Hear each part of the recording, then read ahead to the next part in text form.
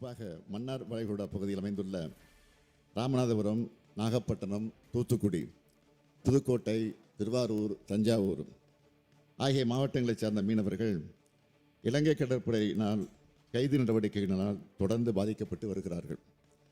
இப்பகுதிகளைச் சார்ந்த மீனவர்கள் தங்கள் பாரம்பரிய மீன்பிடிப்பு பகுதிகளில் மீன்பிடிப்பிற்கு செல்லும்போது அவர்களுக்கு ஏற்படக்கூடிய இன்னல்களை களைவதற்கு ஒன்றிய அரசிற்கு அழுத்தம் கொடுத்து வந்தாலும் கூட இலங்கை கடற்படையினரால் தொடர்ந்து நமது மீனவர்கள் கைது செய்யப்பட்டு அவருடைய படகுகள் சிறைபிடிக்கப்படுவதும் அந்த படகுகள் நாட்டுடைமை ஆக்கப்படுவதுமான செயல்கள் நம்முடைய தொடர் வலியுறுத்தல்களின் கோரிக்கைகளையும் மீறி நடைபெற்று வருகிறது. எனவே இப்பிரச்சனைக்கு தீர்வு காணும் முயற்சியின் ஒரு பகுதியாக தமிழ்நாடு அரசு சில முன்னெடுப்புகளை மேற்கொண்டுள்ளது. அவற்றை தங்கள் வாயிலாக இப்பேரவைக்கும் நாட்டு மக்களுக்கும் தெரிவிக்க விரும்புகிறேன். மன்னார் வளைகுடா பகுதி மீனவர்கள் ஆழ்கடல் மீன்பிடிப்பதற்காக தெற்கு பகுதியில் இந்திய பெருங்கடல் நோக்கி செல்வதற்கு வழிவகை செய்யும் பொருட்டு தங்கச்சிமடம் பகுதியில் 150 கோடி ரூபாய் செலவில் மீன்பிடி துறைமுகம் அமைப்பதற்கு அரசாணை பிறப்பிக்கப்பட்டுள்ளது.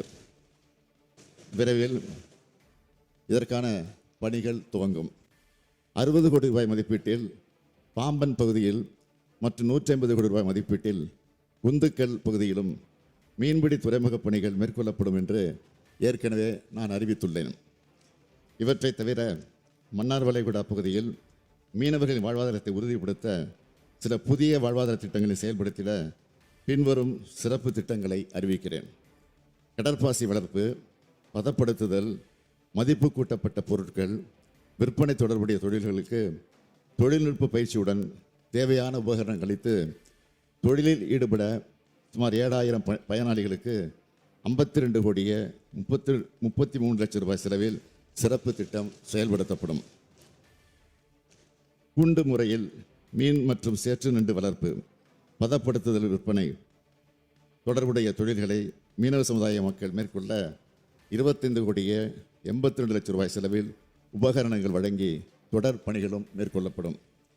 மீன்பிடித்துதல், மீன் பதப்படுத்துதல், மீன் உலர்த்தும் தொழில் நுட்பங்கள், தொழில்நுட்ப உபகரணங்களை அளித்தல் மற்றும் பயிற்சிகள் வழங்கி ஊக்குவிக்கும் திட்டம் சுமார் 2500 மீனவ குடும்பங்களை சார்ந்த பயனாளிகளுக்கு 9 கோடியே 90 லட்சம் ரூபாய் செலவில் செயல்படுத்தப்படும்.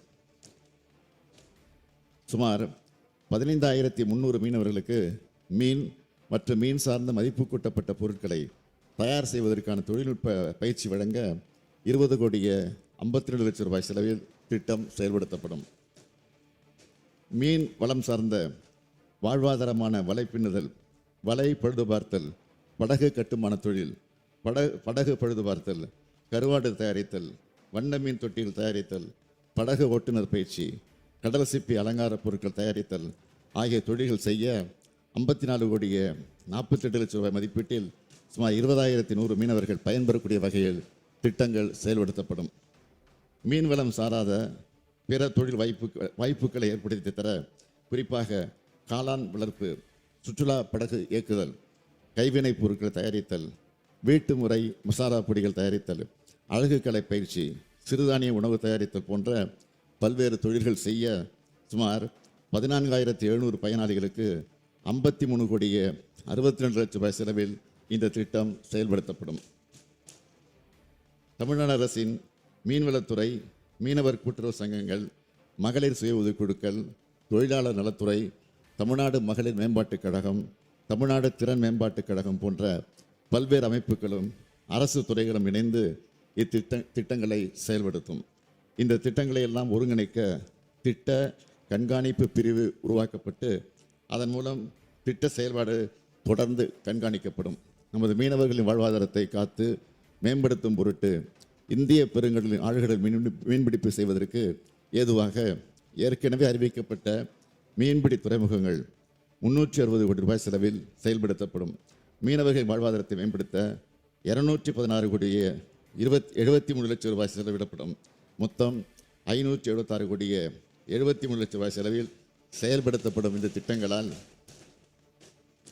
மன்னார் வளைகுடா பகுதியை சார்ந்த மாவட்டங்களின் மீனவர்கள் பெரிதும் பயனடைவார்கள். அவருடைய வாழ்வாதாரமும் மேம்படும். அது மட்டுமல்ல, நமது மீனவர் சொந்தங்களின் குடும்பத்தினர் கூடுதல் வாய்ப்புகள் பெற்று அந்த பொருளீட்ட அதிகமான பொருளீட்ட வழிவகை ஏற்படுத்தப்படும் என்பதை இந்த பேரவையில் தெரிவித்து அமைகிறேன். இல்ல, நன்றி சொல்லிட்டு நான் முக்கிய